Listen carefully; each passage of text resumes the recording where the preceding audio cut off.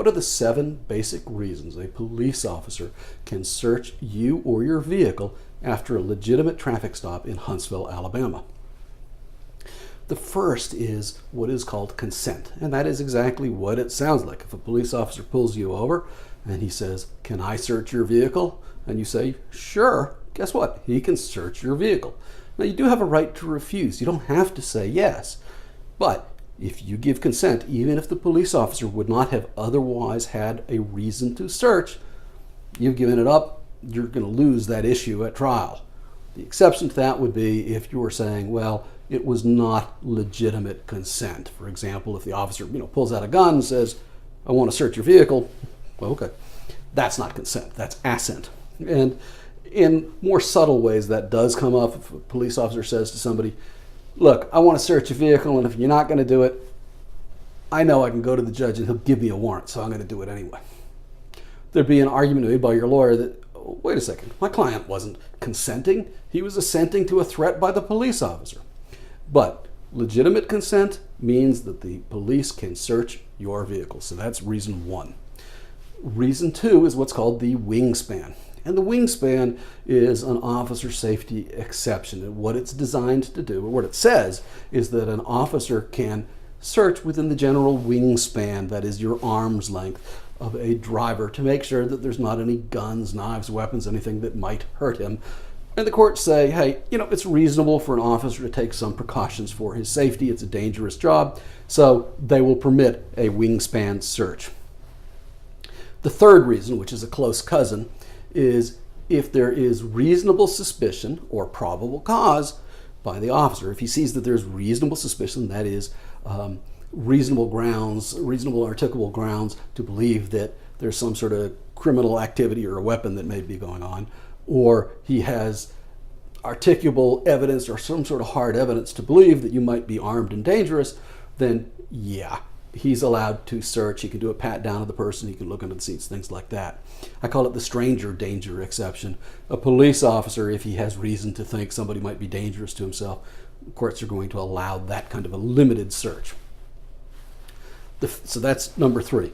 The fourth is exigent circumstances, or the emergency circumstance exception. Let's say that the police have a call that there may be somebody with a bomb circling the area of the courthouse. They stop a car. In the back of the car, they see a package. The package is ticking loudly. They see what looks like some detonator cord sticking out of a corner of the box. They don't have to stop and get a search warrant under those circumstances. The courts are going to say, wait a second, that's an exigent or an emergency circumstance, and the police are justified in doing a search then and there. It's necessary for public safety. Similarly, exigent circumstance, say there's a missing child, police pull over a car. When they pull over the car, they hear a muffled, small voice sounding like it's coming from the trunk. You can bet the cop's going to open the trunk, and guess what? It's very likely a judge is going to say, yeah, of course. So that would be an exigent circumstance. So let's see, we're on number 4. Number 5 would be if the police already have a warrant to either search the person or to search the vehicle, or both. So, if you're stopped and the police go, wait a second, I got a search warrant for you and your vehicle, game's over. They're allowed to do that. They already have pre-cleared it. They have a search warrant to do so.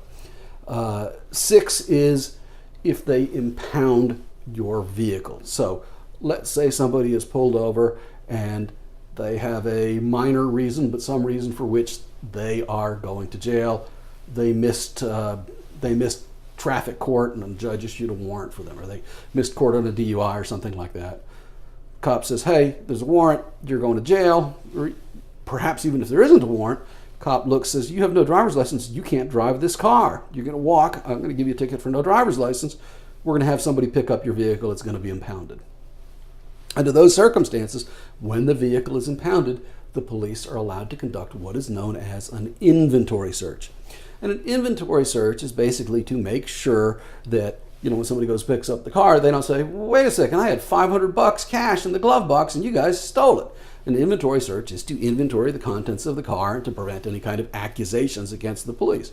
Now, if instead of $500 in your glove box, you got 5,000 pounds of weed in your trunk, you got problems. That search, if it was assuming your car was validly impounded, that search would be legitimate. So that is the sixth reason. Number 7 is what we call the plain view exception. And plain view is, again, what it sounds like. Cheech and Chong are coming from California, where they think weed is just great. And as you know, Alabama doesn't have the same view. But Cheech and Chong have a carload of weed plants. They got a hydroponic grow right in the back of their van. They're driving through. Police officer sees them. They roll through a stop sign. Cop goes over, pulls them over. He looks. Wow, there's marijuana growing in there. That's not a search and seizure. That's plain view. It's an exception, and they're allowed to look further based on that.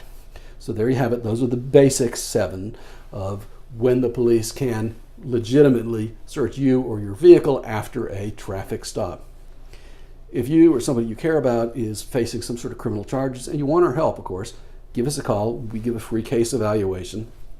By the way, if you like this video and you'll hit the subscribe button, that really helps us, so I appreciate that. Thank you for watching the video. I hope you found it educational and informative.